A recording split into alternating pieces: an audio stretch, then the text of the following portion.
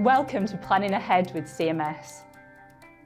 In this episode, we're going to talk about heritage, what's a listed building and their controls, a conservation area, what's in it and how is it being constrained by the planning system.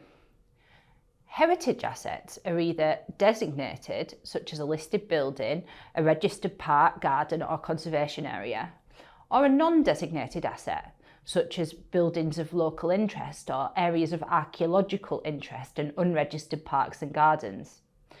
In this episode, we're going to focus on listed buildings and conservation areas.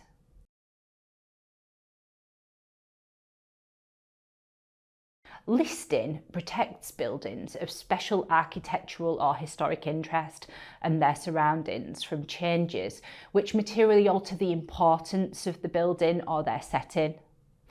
Listed buildings become subject to listed building control. Once a building has been listed, it'll require listed building consent to demolish, alter or extend the building in a way that's likely to affect its character as a building of special architectural or historical interest. Works carried out without listed building consent could attract a listed building enforcement notice. It is a criminal offence to carry out work to a listed building which needs consent without getting it first.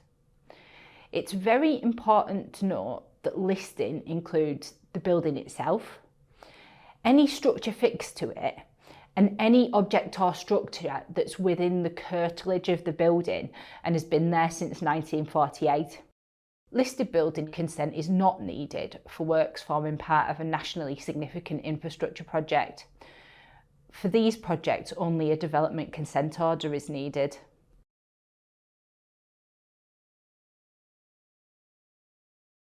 Conservation areas are areas that are designated by local authorities for their special character or historic interest, the character or appearance of which is desirable to conserve or preserve or enhance for the benefit of the public.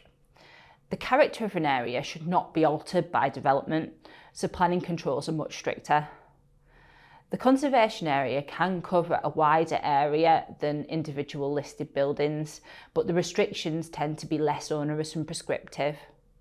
Councils are primarily responsible for designating conservation areas, but sometimes the Secretary of State or Historic England can be involved. So what factors are considered when designating a conservation area? Beautiful trees and open space, the social significance of the area, quality shop fronts and street furniture, or the historic layout of roads and boundaries. There are also other things not on this list. And what are the restrictions? There's a statutory duty to consider the heritage impacts of any planning power which relates to a building or land within a conservation area. This means that certain permitted development rights might be limited and further restrictions are placed on things like demolition. There are also restrictions on cutting down or pruning trees in a conservation area without giving the council notice first.